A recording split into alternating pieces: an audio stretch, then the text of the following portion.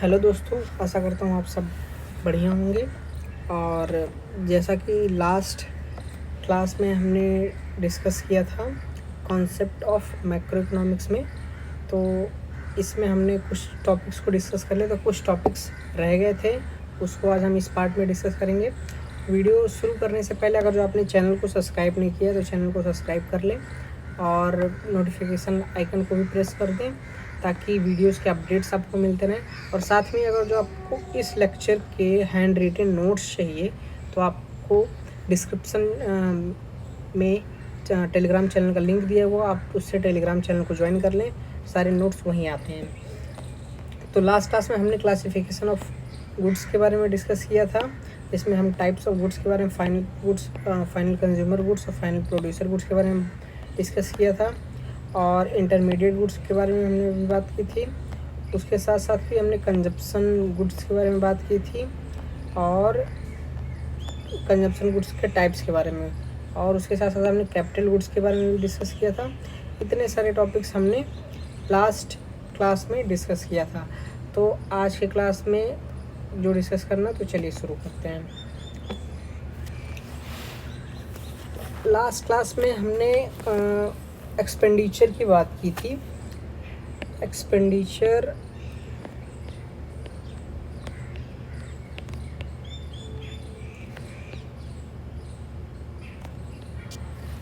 कई सेक्टर्स के द्वारा किया जाता है, जिसमें से पहला सेक्टर हो सकता है हाउस होल्ड,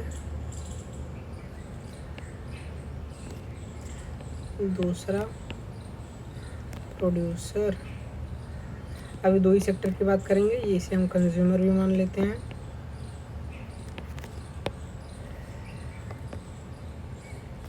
तो हमने हाउस होल्ड सेक्टर की बात की थी, जब वो कंजप्शन करता है तो उसके एक्सपेंडिचर को किस पार्ट में डिवाइड करते हैं, फाइनल कंजप्शन एक्सपेंडिचर जिसे हम बोलते हैं। आज हम प्रोड्यूसर के एक्सपेंडिचर की बात करेंगे। तो टॉपिक का नाम है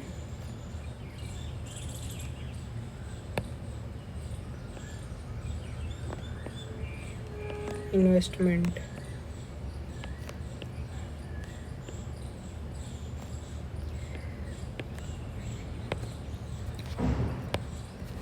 इन्वेस्टमेंट, अब इन्वेस्टमेंट क्या होता है? इन्वेस्टमेंट को आसान तरीके से समझा जाए तो इन्वेस्टमेंट जो भी प्रोड्यूसर खर्च करता है अपने, जो कुछ प्रोड्यूस कर रहा हो, कुछ वैल्यू ऐड कर रहा हो किसी गुड्स में, या तो वो फिक्स एसेट्स पे खर्च करेगा जैसे मशीन्स,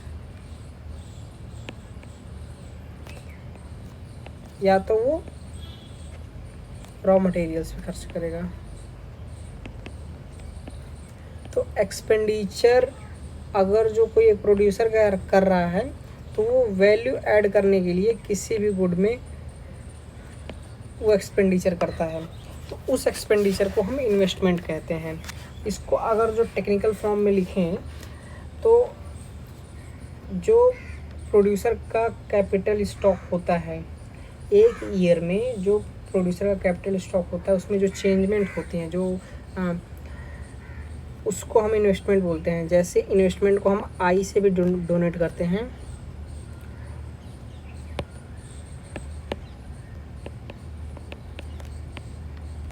और जो कैपिटल स्टॉक के को हम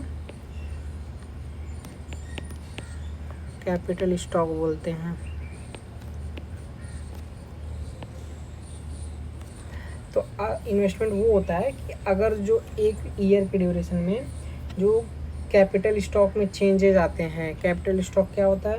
कैपिटल स्टॉक वो होता है कि जो प्रोड्यूसर का एसेट होता है और प्रोड्यूसर का रॉ मटेरियल होता है, उसमें जो चेंजेस आए होते हैं। जैसे अगर जो कंपनी शुरू होती है 2010 में और 2010 के स्टार्टिंग में उस कंपनी के पास दो मशीन जो 100 रुपये की मान लेते हैं, और 2010 के आखिरी में या 2011 के स्टार्टिंग में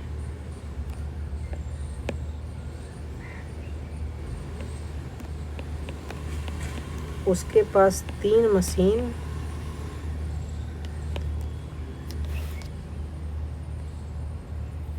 जो 150 के मान लेते हैं, और 2010 में कुछ रॉ मटेरियल्स भी मान लेते हैं, कुछ रॉ मटेरियल्स जो होंगे उसके पास 50 रुपये के मान लेते हैं, और प्लस इसके पास रॉ मटेरियल कितना हो जाएगा, मान चलिए 100 रुपये का रॉ मटेरियल। तो अब इसमें चेंजेस कितने आए हैं, 50 रुपये का चेंज मशीन में आया है और 50 रुपये का चेंज रॉ मटेरियल में आया है। तो ये जो होगा वो उसका इन्वेस्टमेंट हो जाएगा, क्योंकि उसने इस 1 ईयर के ड्यूरेशन में इतनी वैल्यू एड अपने फॉर्म में इतने चीज़ का एडिशन किया है, इतने रुपए का, इतने रेवेन्यू, इतना एक्सपेंडिचर किया, तब जाके उसकी प्रोडक्शन कैपेसिटी बढ़ी है। तो इस चीज़ को हम इन्वेस्टमेंट बोलेंगे। ठीक, अब इन्वेस्टमेंट भी दो तरह का होता है। एक होता है हमारा फिक्स्ड इन्वेस्टमेंट, और दूसरा होता है इन्वेंट्री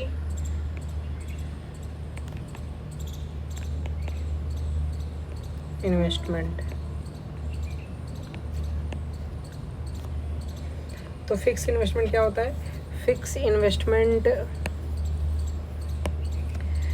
जब जो प्रोड्यूसर होता है, जब वो एक्सपेंडिचर करता है अपने फिक्स एसेट्स पे, जैसे प्लांट्स ये पौधे वाले प्लांट नहीं है, कंपनी वाले प्लांट्स हैं, मशीनरी, जब जो प्रोड्यूसर होता है वो इस पे एक्सपेंडिचर करता है तो उसे हम फिक्स इन्वेस्टमेंट कहते हैं। इसको हम फिक्स कैपिटल फॉर्मेशन भी कहते हैं, क्योंकि इन्वेस्टमेंट को हम कैपिटल फॉर्मेशन भी बोलते हैं कई बार। तो ये फिक्स है तो ये फिक्स कैपिटल फॉर्मेशन हो गया, क्योंकि इन्वेस्टमेंट से हम क्या कर रहे हैं, हम कैपिटल बना रहे हैं। तो ये ऐसा इन्वेस्टमेंट जो फिक्स एसेट्स पे किया जा रहा हो उसे हम फिक्स इन्वेस्टमेंट कहते हैं। अब फिक्स इन्वेस्टमेंट निकालने का सिंपल रीज़न वही है कि आपको चेंज इन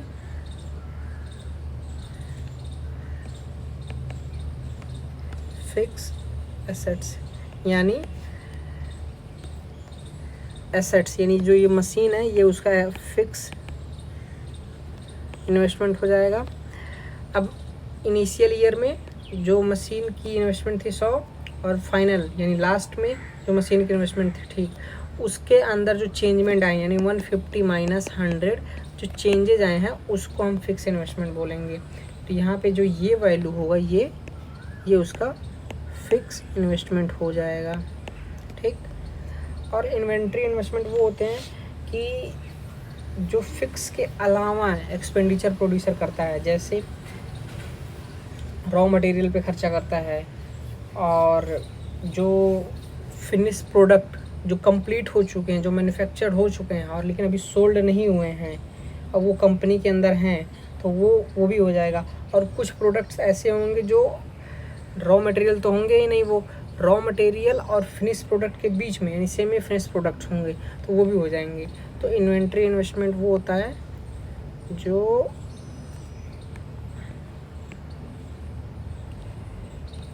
या तो फिनिश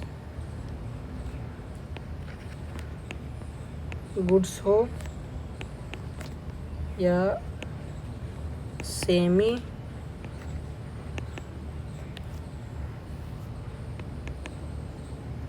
फिनिश्ड गुड्स हो या रॉ मटेरियल हो।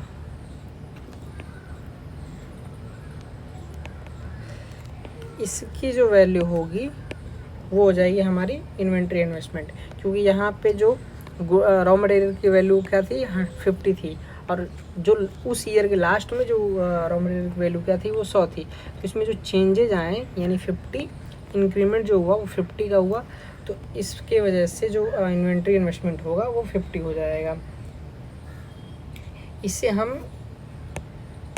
कई बार इन्वेंट्री स्टॉक भी बोलते हैं।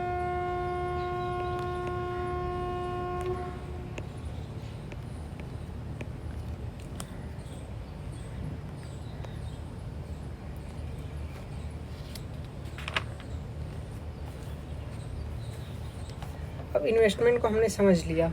अब ये देखते हैं कि नेट इन्वेस्टमेंट क्या होता है और क्रॉस इन्वेस्टमेंट क्या होता है। बहुत सिंपल है।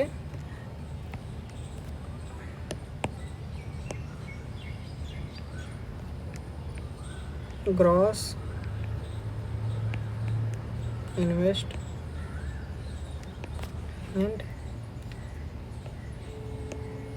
Net investment.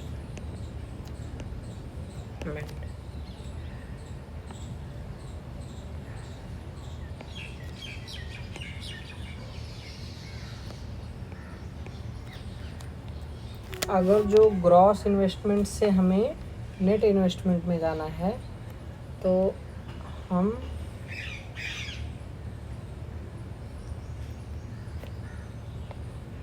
माइनस डिप्रिसिएशन कर देंगे। अभी हम ये समझेंगे डिप्रिसिएशन होता क्या है। पहले आप इसको समझिए, डिप्रिसिएशन। और अगर जो नेट से हमें ग्रॉस में जाना है तो हम नेट में ऐड कर देंगे depreciation.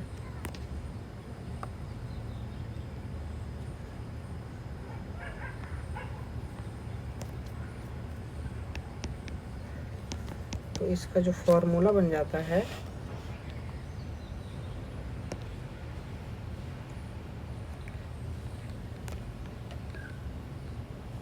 Gross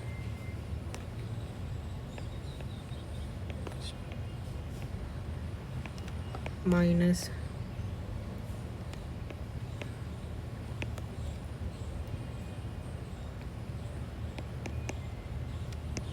is equal two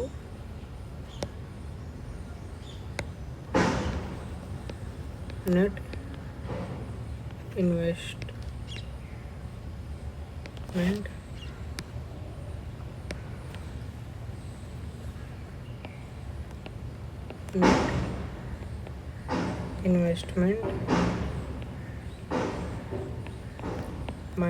plus depreciation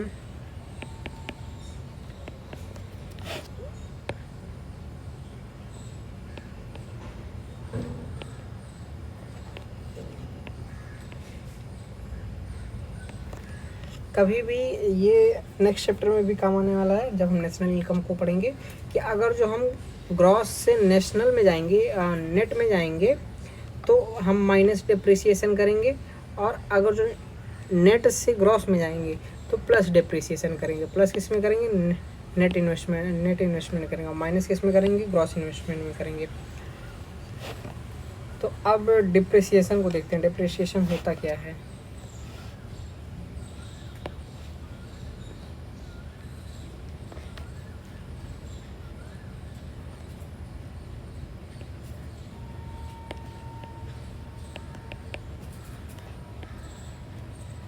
ये बहुत इजी है। डिप्रिसिएशन को हम बहुत सिंपल तरीके से समझते हैं कि जब आप एक फ़ोन लेते हैं, एक स्मार्टफोन लेते हैं, तो वो उसकी कॉस्ट 10,000 पड़ती है।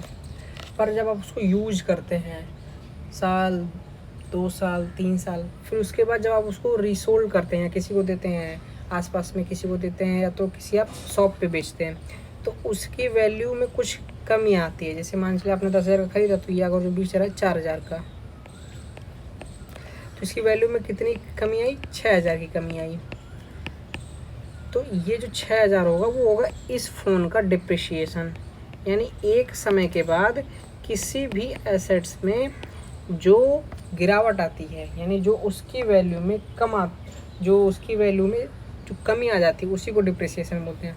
अब ये कोई वॉशिंग मशीन है, कोई और ट्रैक्टर है, या मोटर है या कार है या कोई व्हीकल है, तो किसी भी मशीन या प्लांट में जो नॉर्मल वियर एंड टियर के वजह से या कोई एक्सीडेंटल डैमेज के वजह से या उस मशीन की आउटडेटेड हो जाती है, जैसे फ़ोन अगर जो ये कीपैड है तो इसकी वैल्यू और कम हो जाएगी क्योंकि इसका जो वर्जन है वो आउटडेटेड हो चुका है। तो इसके वजह से जो उस एसेट में जो कमी आती है उसको हम डिप्रिशिएशन बोलते हैं। तो हम इसमें किन किन वजहों से डिप्रिशिएशन होता है। पहला, नॉर्मल यूज जिसे हम वियर एंड टियर कहते हैं। इन नॉर्मल यूज में जैसे फ़ोन आप यूज़ करेंगे तो कुछ हो सकता है उसके कुछ पार्ट्स ख़राब हों, या हो सकता है उसके कुछ पार्ट्स थोड़े से यूज करते करते समय ओल्ड दिखने लगे हों, उसके वजह से। दूसरा, एक्सीडेंटल डैमेज, आपने उस चीज़ को वॉलंटरी ना किया हो पर वो एक्सीडेंटल डैमेज कहीं गिर गया हो, कुछ इस टाइप का। अब तीसरा इसे हम बोलते हैं एक्सपेक्टेड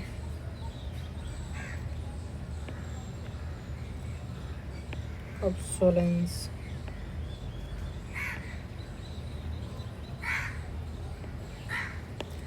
ये दोनों तो क्लियर है। नॉर्मल यूज, आप जैसे नॉर्मल यूज करेंगे किसी भी मशीन को तो वो एक टाइम के बाद डिग्रेड होती है, जिसकी वजह से उसकी वैल्यू कम होती जाती है। जैसे बाइक अगर आप चलाएंगे तो उसकी स्पीड में थोड़ी थोड़ी कमी आने लगती है। वो उतनी प्रोडक्टिविटी से काम नहीं करती जितनी वो प्रोडक्टिविटी से वो जब आपने उसको परचेज किया था तब काम कर रही थी।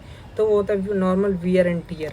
एक्सीडेंटल डैमेज वो होता है कि आपने उसको वॉलंटरी ना किया हो पर आप उसको मेंटेन नहीं कर रहे हैं, हाँ, तो उसके वजह से जो उसकी वैल्यू में जो कमी आ रही है उसे एक्सीडेंटल डैमेज कर रहे हैं। और एक्सपेक्टेड ऑब्सोलेंस क्या होता है, इसको हम देख लेते हैं।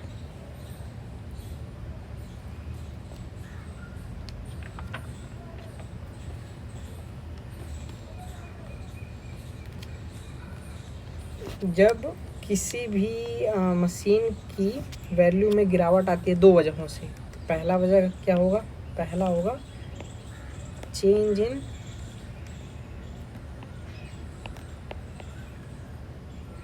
टेक्नोलॉजी। जैसे हमने फ़ोन की बात की, 2013 या आप 2008 इसके बाद देखेंगे तो मेजॉरिटी ऑफ इंडिया में कीपैड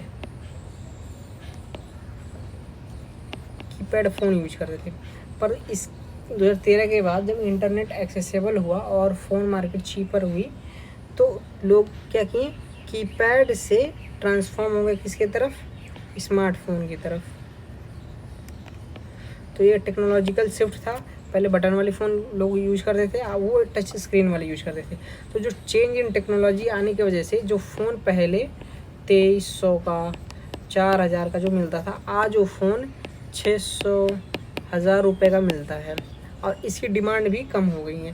तो इसके वजह से जो कीपैड फ़ोन के प्राइस में जो गिरावट आई है उसको हम एक्सपेक्टेड ऑब्सोलेंस बोलते हैं। यानी कुछ चीज़ें जो हम एक्सपेक्ट कर रहे हैं जो एक टाइम के बाद टेक्नोलॉजिकल शिफ्ट होने की वजह से जो गिरावट आ रही है उसे बोलते हैं एक्सपेक्टेड ऑब्सोलेंस। दूसरी वजह क्या थी, दूसरी वजह थी चेंज इन डिमांड।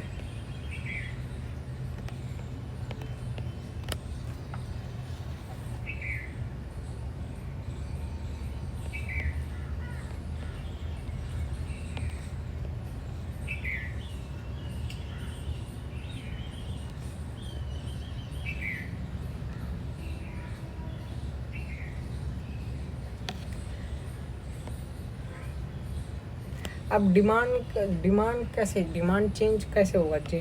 डिमांड हो सकता हो कि लोगों के टेस्ट और प्रेफरेंस में डिफरेंसेस आ रहे हों। जैसे एग्जांपल ले सकते हैं लेदर शूज का, या किसी भी एक डिफरेंट स्टाइल का टी शर्ट ही ले लेते हैं। टी शर्ट ए और टी शर्ट बी, तो अगर जो डिमांड टी शर्ट ए की डिमांड में गिरावट आ रही है, क्यों? क्योंकि लोग इसे पसंद नहीं कर रहे हैं, क्योंकि टी शर्ट बी जो है वो उससे ज़्यादा अट्रैक्टिव है, उससे ज़्यादा चीपर है, उससे ज़्यादा ब्यूटीफुल है, सुंदर है, कलरफुल है। तो टी शर्ट बी की डिमांड क्या हो रही है? राइज हो जा रही है, जिसकी वजह से टी शर्ट ए की डिमांड डिक्लाइन हो रही है।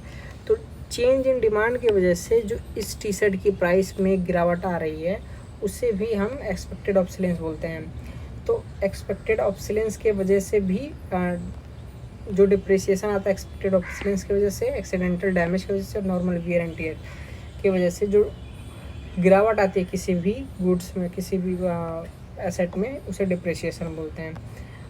कुछ अनएक्सपेक्टेड ऑब्सोलेंस भी होते हैं जिसको हम काउंट नहीं करते हैं। अनएक्सपेक्टेड ऑब्सोलेंस में क्या हो जाएगा? कुछ ऐसी चीज़ें जिसे हम एक्सपेक्ट नहीं कर सकते हैं, जैसे कोई नेचुरल क्लाइमिटीज आ गई,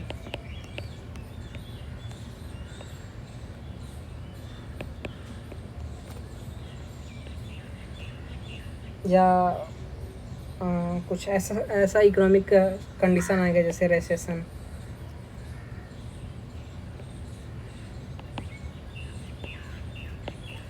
तो इन दोनों कंडीशन में हम इकोनॉमी को प्रिडिक्ट नहीं कर सकते, हम नेचुरल क्लाइमिटीज़ को प्रिडिक्ट नहीं कर सकते। तो ये हो जाएगा अनएक्सपेक्टेड, और इसके वजह से जो उसके वैल्यू में आता है उसे हम बोलते हैं अनएक्सपेक्टेड ऑब्सोलेंस। इसकी वजह से जो आता है उसे डिप्रिसिएशन ही बोलते हैं, पर इसको हम काउंट नहीं करते हैं डिप्रिसिएशन में। हम काउंट सिर्फ इन्हीं तीनों की वजह से करते हैं, ये तीनों। ठीक, अब इसके बाद देखते हैं हम दो छोटे छोटे टॉपिक है, स्टॉक एंड फ्लो। बहुत सिंपल है, ये क्वांटिटी को मेजर करता है,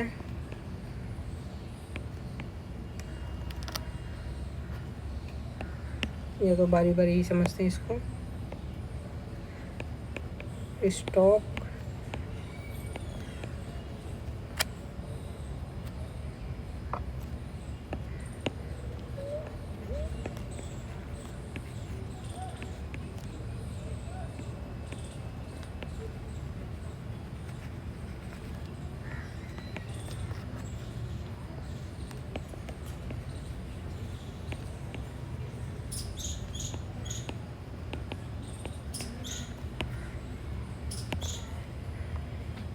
स्टॉक वो क्वांटिटी होती हैं जो पर्टिकुलर पॉइंट ऑफ टाइम पे बात की जाती है। जैसे अगर जो मैं किसी की वेल्थ की बात करूं कि ये पर्सन है रमेश, इसकी वेल्थ 27 मई 2024 को 1 लाख रुपए है। तो ये जो एक पॉइंट ऑफ टाइम की हम बात कर रहे हैं, एक एग्जैक्ट पॉइंट की बात कर रहे हैं, तो ये क्या होगा? एक स्टॉक होगा। ठीक, और वहीं फ्लो क्या होता है? फ्लो ऐसी क्वांटिटी जिसको हम एक पीरियड ऑफ टाइम पे मेज़र करते हैं, एक पर्टिकुलर पॉइंट ऑफ टाइम की नहीं, एक स्पेसिफिक पीरियड ऑफ टाइम की बात कर रहे होते हैं। जैसे रमेश की वेल्थ कितनी? 1 लाख है, पर रमेश की इनकम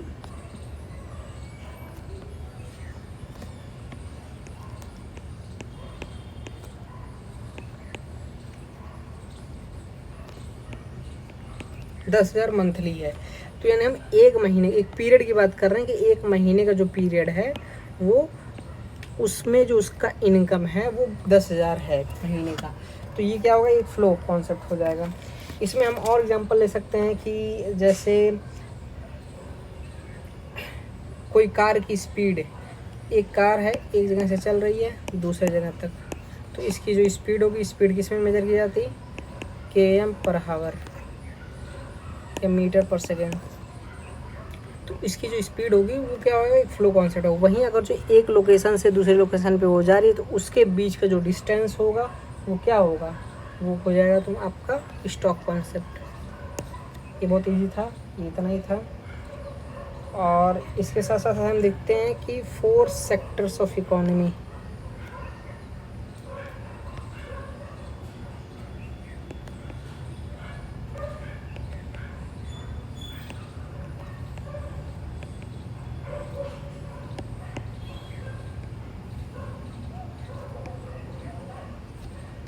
इकोनॉमी के 4 सेक्टर्स होते हैं। कौन कौन से? पहला हाउस होल्ड सेक्टर। इसके पास क्या होता है? इसके पास होता है फैक्टर्स ऑफ प्रोडक्शन, इसे ओनर भी बोलते हैं। Factor of production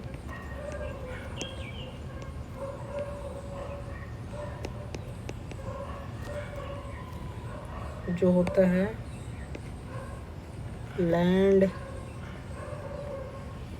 labour, capital और पार्टनरशिप। दूसरा जो सेक्टर है वो है प्रोड्यूसर सेक्टर।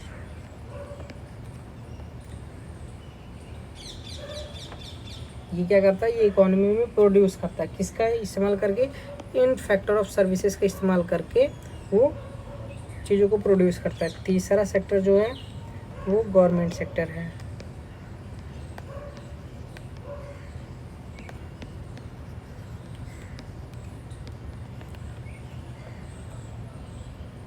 गवर्नमेंट सेक्टर जो होती है वो दो तरीके से काम कर सकती है। एज अ प्रोड्यूसर भी काम करती है। वो बहुत सारे डिफेंस गुड्स हो गए, PSU जो गवर्नमेंट के अंदर काम करती हैं, तो वो क्या करती है? वो बहुत सारी चीज़ें प्रोड्यूस भी कर रही होती हैं। साथ साथ में ही वो वेलफेयर का भी काम करती हैं, क्योंकि गवर्नमेंट का काम एक बड़ा ऑब्जेक्टिव है कि वो वेलफेयर एक्टिविटीज़ में पार्टिसिपेट करे, तो वेलफेयर भी करती है। चौथा जो है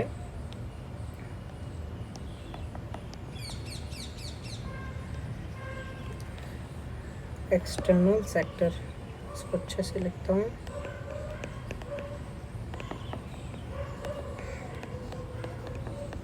एक्सटर्नल सेक्टर, इसे हम रेस्ट ऑफ द वर्ल्ड भी बोलते हैं।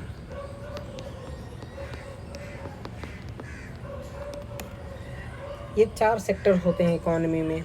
अब ये सेक्टर इंडिपेंडेंटली काम नहीं करते, ये डिपेंड होते हैं एक दूसरे पे। एक जैसे हाउस होल्ड क्या है? ये ओनर है मीन्स ऑफ प्रोडक्शन का या फैक्टर ऑफ प्रोडक्शन का। तो अब फैक्टर ऑफ प्रोडक्शन का ये ओनर है और प्रोड्यूसर को चाहिए कुछ प्रोड्यूस करने के लिए फैक्टर ऑफ प्रोडक्शन, तो वो क्या करेगा? एक रिलेशनशिप बिल्ड करेगा। किसके साथ? हाउस होल्ड के साथ। गवर्नमेंट भी सेम, जब वो प्रोड्यूस करेगी तो उसे फैक्टर ऑफ प्रोडक्शन की ज़रूरत पड़ेगी, और साथ साथ में ही ये प्रोड्यूसर है, ये भी प्रोड्यूसर है, तो जब वो चीज़ें प्रोड्यूस करेंगे तो उसको कंज्यूम करने के लिए एक कंज्यूमर की ज़रूरत पड़ेगी। जो कंज्यूमर क्या होता है? ये हाउस होल्ड ही होता है। तो अभी हम देखेंगे कि कैसे एक सेक्टर दूसरे सेक्टर से रिलेट करता है। तो यहाँ पे हम इसको लिखते हैं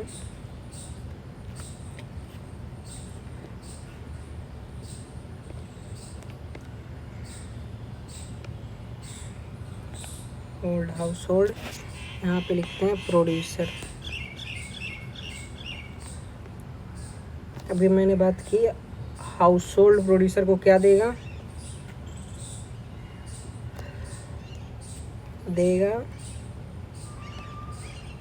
फैक्टर ऑफ प्रोडक्शन।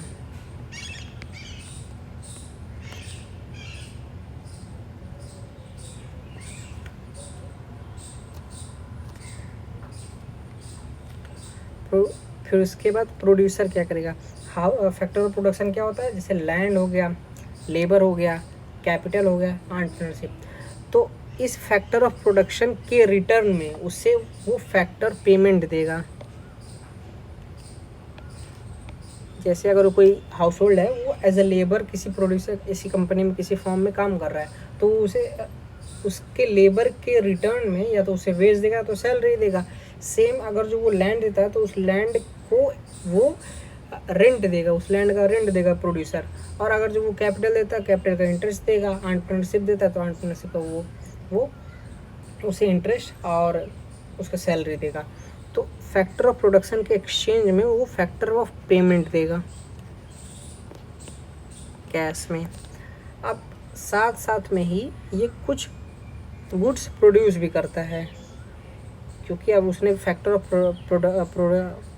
प्रोडक्शन का इस्तेमाल किया है, तो ये कुछ ना कुछ चीज़ें प्रोड्यूस करेगा, और वो प्रोड्यूस की हुई चीज़ें कौन कंज्यूम करेगा? हाउस होल्ड करेगा। गुड्स एंड सर्विसेज, ये कुछ गुड्स एंड सर्विसेज क्रिएट करेगा, कुछ गुड्स एंड सर्विसेज मैन्युफैक्चर करेगा, तो वो किसको देगा? हाउस होल्ड को देगा। और हाउस होल्ड उसके रिटर्न में उसे क्या देगा? प्रोड्यूसर को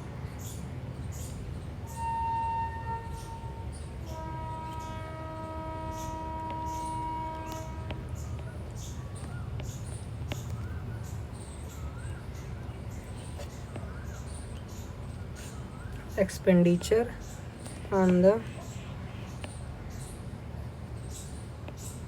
purchase of goods and services. तो ये जो हो जाएगा, ये इस गुड्स एंड सर्विसेज खरीदने के लिए कुछ एक्सपेंडिचर करेगा हाउस होल्ड, जो एक्सपेंडिचर जाएगा जो वो एक्सपेंडिचर किसके पास जाएगा? प्रोड्यूसर के साथ। तो ये साइकिल ऐसे चलता रहता है, वो कुछ गुड्स प्रोड्यूस करेगा, वो हाउस होल्ड की तरह कंज्यूम किया जाएगा, और उस गुड्स के रिटर्न में वो कुछ पैसे जो देगा जिसको खरीदने के लिए, वो प्रोड्यूसर को देगा। अब तीसरा सेक्टर हम देखते हैं,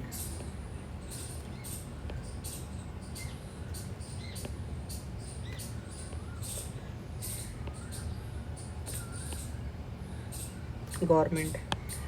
गवर्नमेंट क्या करती है? गवर्नमेंट का भी हमने देखा एज अ प्रोड्यूसर,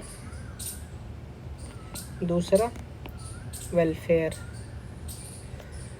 तो गवर्नमेंट क्या करेगी? हाउस होल्ड को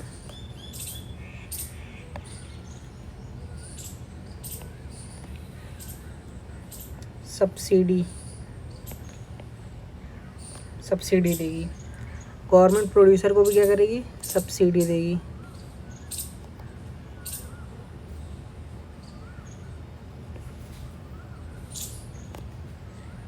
और हाउस होल्ड इन रिटर्न क्या देंगे? टैक्स देंगे। सेम प्रोड्यूसर क्या देगा इन रिटर्न में? टैक्स। इस साथ में हम गुड्स भी ले सकते हैं, क्योंकि कैसा ही जैसे इसमें राशन आ जाता है, गवर्नमेंट हाउस होल्ड को जो राशन देती है वो गुड्स के अंदर आ जाएगा। और सब्सिडी जैसे आप एग्रीकल्चर टूल्स को ख़रीदने के लिए subsidy, electric bill pay subsidy आता है, तो वो क्या होगा? वो सब्सिडी गुड्स में आ जाएगा।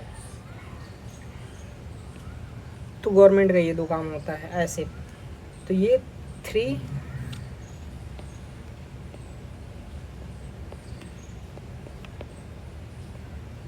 मॉडल था। अगर जिसमें हम फॉरेन सेक्टर को भी इंक्लूड करना चाहें तो इंक्लूड कर सकते हैं यहाँ पे।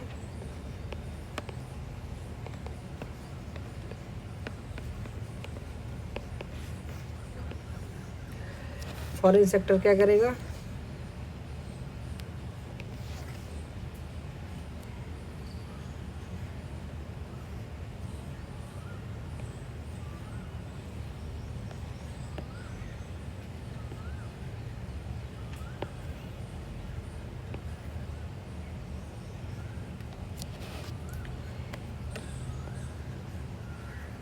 गुड्स एंड सर्विसेज और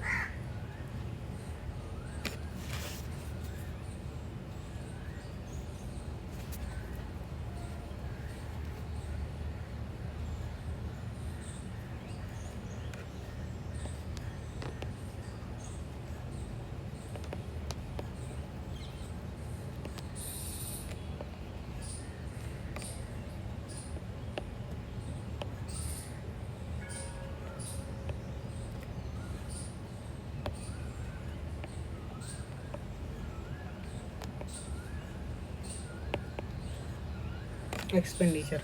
सेम ये सेम इसके साथ भी होगा, सेम इसके साथ भी होगा, सेम इसके साथ भी होगा।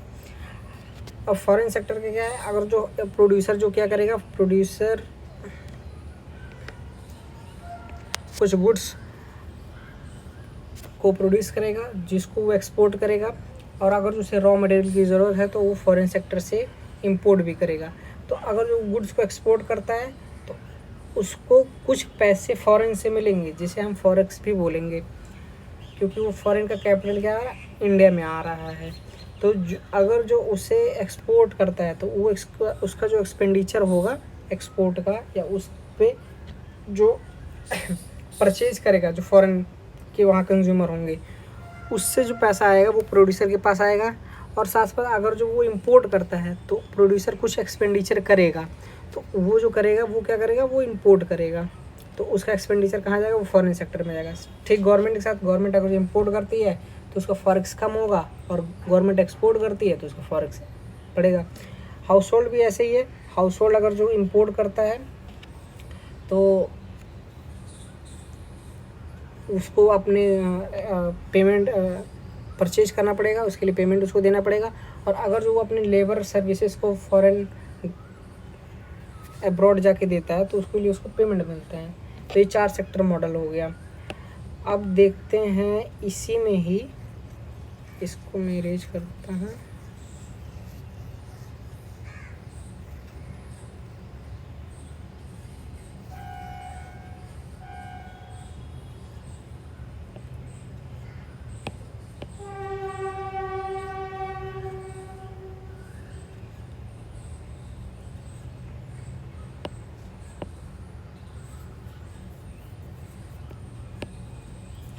दो कॉन्सेप्ट और है, एक है मनी फ्लो और रियल फ्लो। फ्लो का मतलब जब भी कोई भी गुड्स और सर्विसेज एक सेक्टर से दूसरे सेक्टर में जाती है तो उसे हम फ्लो कहते हैं। अब ये नाम से क्लियर है, मनी फ्लो, जब एक सेक्टर से दूसरे सेक्टर में मनी का ट्रांसफ़र हो, जैसे यहाँ फैक्टर ऑफ पेमेंट और एक्सपेंडिचर ऑन द गुड्स। तो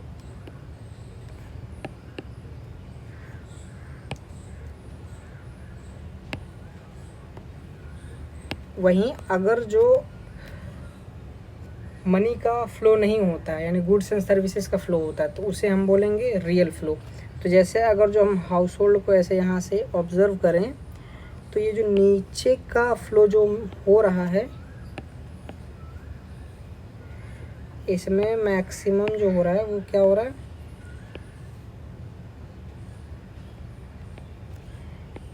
ये हो रहा है मनी का, क्योंकि यहाँ पे क्या हो रहा है, टैक्स गवर्नमेंट के पास आ रही है, और फैक्टर ऑफ पेमेंट ये भी मनी है, और एक्सपेंडिचर ये भी, तो ये नीचे वाला जो हो जाएगा वो मनी हो जाएगा। और अगर जो हम ऊपर वाले को ऑब्जर्व करें उसमें क्या है, गुड्स हैं, सब्सिडी है, गुड्स सब्सिडी, और फैक्टर ऑफ प्रोडक्शन है, और गुड्स एंड सर्विसेज जो प्रोड्यूस की जा रही है, तो ये क्या हो जाएगा, ये रियल फ्लो है, क्योंकि इसमें मनी नहीं है। तो ये हो गया मनी फ्लो और रियल फ्लो। एक और आता है जो आखिरी कॉन्सेप्ट है इस चैप्टर का, वो है सर्कुलर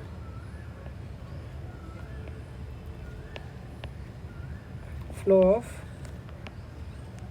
इनकम। इनकम कैसे फ्लो करती है एक सर्कुलर में, ये एक अनएंडिंग, सर्कुलर कहने का मतलब है जैसे घड़ी यहाँ से वो शुरू होती है ऐसे राउंड करते, फिर ऐसे ऐसे ऐसे, तो वो अनएंडिंग प्रोसेस है। यानी एक जो इवेंट क्या करता है वो दूसरे इवेंट को स्टिमुलेट करता है। तो ऐसे ये सर्कुलर फ्लो ये भी करता है, पर इसमें क्या क्या है, पहले कुछ प्रोड्यूस होगा गुड्स, प्रोड्यूसर क्या करेगा, अपना इनकम इन्वेस्टमेंट करेगा जिसकी वजह से कुछ वो प्रोड्यूस करेगा, और प्रोड्यूस होने के बाद वो क्या होगा,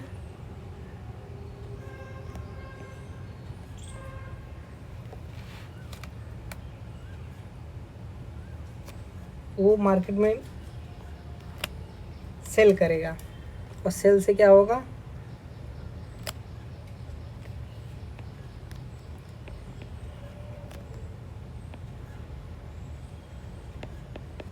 जनरेशन ऑफ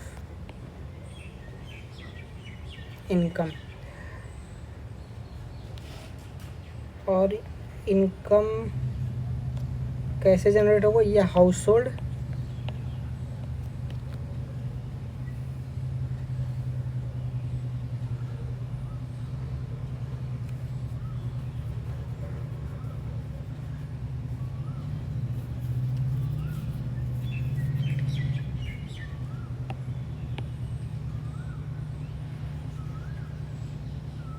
ये प्रोडक्शन क्या होगा, गुड्स एंड सर्विसेज का मैन्युफैक्चर होगा। और गुड्स एंड सर्विसेज जब मैन्युफैक्चर करेगा तो वो कुछ फैक्टर ऑफ सर्विसेज का इस्तेमाल करेगा, उस फैक्टर ऑफ सर्विसेज के लिए वो पेमेंट करेगा। तो उसके लिए वो क्या करेगा, उससे इनकम जनरेट होगा, और उससे जो इनकम जनरेट होगा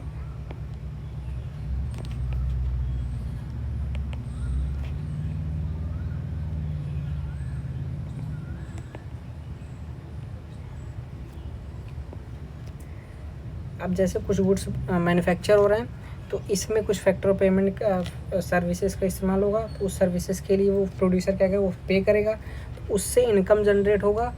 उस इनकम से जो गुड्स एंड सर्विसेज बनाएंगे उस पर एक्सपेंडिचर होगा, यानी जो गुड्स एंड सर्विसेज बन रखे हैं उसको लोग खरीदेंगे, और ख़रीदने के बाद वो क्या होगा, वो पैसा फिर से प्रोड्यूसर के पास जाएगा और वो एक्सपेंडिचर करेगा। सिंपल से समझते हैं कि एक मिठाई का डब्बा है, सोन पापड़ी दिवाली में सभी के घर घूमते 1 किलो का। प्रोड्यूसर क्या करता है, कुछ फैक्टर ऑफ, एक लेबर है रमेश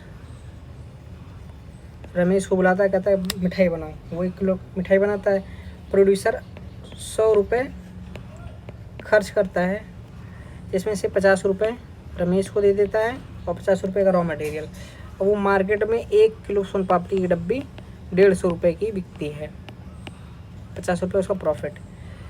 तो अब रमेश के पास 50 क्या है, 50 आया इनकम। अब इस इनकम को रमेश क्या करेगा, अपने पास से वो 250 ग्राम सोन पापड़ी खरीदेगा, यानी इसको मान लेते हैं कुल 50 रुपये की सोन पापड़ी खरीद लेता है दिवाली के लिए। अब ये जो 50 रुपये है वो किसके पास जाएगा, वो इसी प्रोड्यूसर के पास जाएगा। तो साइकिल कैसा है, यानी यहाँ से 100 रुपये प्रोड्यूसर ने इन्वेस्ट किए,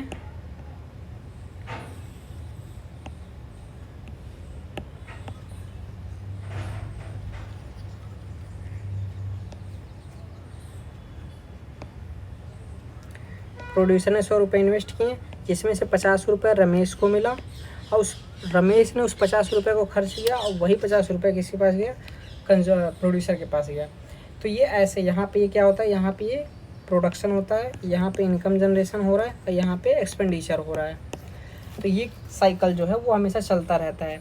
इसी के वजह से इसको हम सर्कुलर फ्लो ऑफ इनकम कहते हैं, यानी इनकम क्या होता है, वो सर्कुलरली फ्लो करता रहता है, और इसी फ्लो के वजह से डिमांड कभी ख़त्म नहीं होता है और सप्लाई मेंटेन रहती है। तो ये चैप्टर इसी के साथ कंप्लीट होता है, चैप्टर 2। और नेक्स्ट चैप्टर के लिए आप बने रहिए, नेक्स्ट चैप्टर आएगा। और अगर वीडियो आपको अच्छी लगी हो तो आप चैनल को सब्सक्राइब कर सकते हैं, कमेंट कर सकते हैं, लाइक कर सकते हैं। Thank you.